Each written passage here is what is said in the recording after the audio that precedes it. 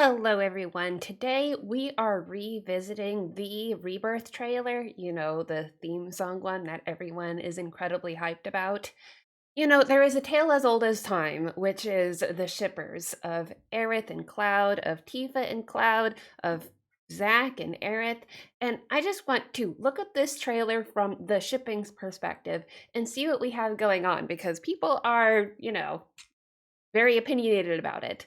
So let's take a look at the trailer and analyze and nitpick, and I will give my opinion of what I think is going on here. Did Aerith and Cloud almost kiss? Are they going to kiss in the game? Let's take a look. So, over here, we've all seen it. The dance sequence. I am not sure. Do you think that this is in the game? It seems like it is because Cloud is all dressed up and he's in the sidelines watching Aerith, and the expression on his face here, I wouldn't categorize that as an in love face. He looks concerned. Like there's something going on. Maybe Aerith is being manipulated. He I think he might be concerned for her safety. It's not the same look as, Titus had when he was watching Yuna dance. I never want to see her dance again. And then we get a clip of Aerith dressed in her usual outfit, falling into Cloud's arms, and then she looks up and they have like a very, very close, almost kiss moment. And Cloud, by the expression, the glazed look in his eyes, he looks like he's into it. And I'm intrigued by what's happening in the background here. Aerith is in a different outfit in this scene, suggesting a different time and place. And I think that there was another piece for here we are, when she's holding on to his arm. This is where she's initiating, and Cloud seems to also take notice of her. Uh, hmm. What do I think?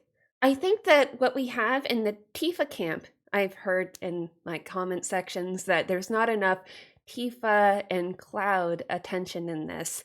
I think that probably, Tifa's there, but maybe she's a little bit more out of the picture in this game. We do get, it is my turn to save you. I think she says something like that in the trailer.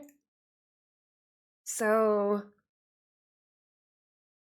what I think is it's definitely is a love triangle, and they're playing this part up. But there is a forbidden love factor that is going on because, of course, in the previous game, Eris says, "You can't fall in love with me." And there is a forbidden love considering that Aerith is an ancient and she has a duty and she knows her fate, although anything is up in the air at this point. So knowing her fate, whatever happens between them can't be real. And she already said, if you think that you've fallen in love with me, it's not real. And it does really look like Cloud is falling for Aerith. Now, I do have my own thoughts about Aerith and Tifa. So I think that Tifa is endgame. And I will explain why. So, in this story, everything in Final Fantasy VII is constructed for Cloud, who is the protagonist of this story. And Cloud, in the beginning, is extremely reserved, and he has a lot of trauma to deal with. And in when you have a story, you have to create characters that give him the arc that he needs to have. And a very common tool of doing this is through a romance, or it is through what is sometimes called in story structure rubrics as a B plot character, the person who helps the protagonist see inside themselves emotionally. And this person is typically the person with the opposite traits or the traits that somebody might want to have. So Cloud, being extremely reserved and inside of himself, should probably encounter somebody who is bubbly and gregarious and wears a heart on a sleeve. Somebody like Aerith, maybe not someone like Tifa, at least in the beginning. So in the initial story arc, it is valuable to have someone like Aerith come in and show Cloud how to open up. But once Cloud has his initial arc, which happens in the original, then Cloud is opened in, Aerith is taken out of the picture, and with his now open, more vulnerable state, that Aerith had taught him his lessons, then we can have our second arc with Tifa. So we have our first trope, our first one being kind of like it's called in romances, uh, grumpy meets happy, I think.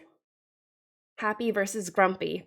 So that is the romance that we get there. Cloud is the grumpy and Aerith is the happy. But then we have a second romance that comes into play with Tifa and Cloud, and that is the classic friends to lovers or childhood friends to lovers.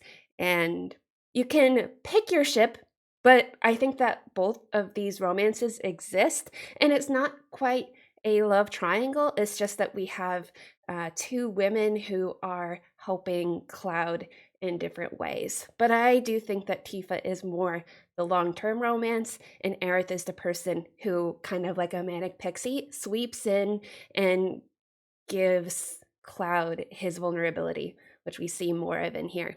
Of course, feel free to disagree with me or whatever. You can put it in the comment section below. Next thing is what is next? Oh, yeah. So between Zach and Aerith, I already said it in my previous trailer reaction. What I imagine is happening here is a tragic romance. I'm not sure if Zach ever gets to see Aerith with her eyes open, and that's going to be the exciting thing. Zach, he's from the past. He is still in love with Aerith. We know this, but it is unclear if Aerith is still in love with Zach. I mean, she's thought he's dead. Years have gone by. She has moved on, but also, she is all seeing and all knowing, so she could be aware of Zach's existence and still have feelings toward him. So it's ambiguous, but really, what makes me feel emotional about this is Zach's perspective, because he is from the past and he's still in love with her, and that is the piece that I'm invested in. Anyway, what do you think? Let me know in the comments below how you feel about the ships in this trailer. I'm pretty excited about the game. And also let me know if you think that we should stream it when it comes out end of February. I stream on Wednesday and Friday evenings on YouTube. And yeah, look forward to seeing you in the next one on Wednesday, hopefully, Wednesday evening. Bye, everyone. Bye. Bye.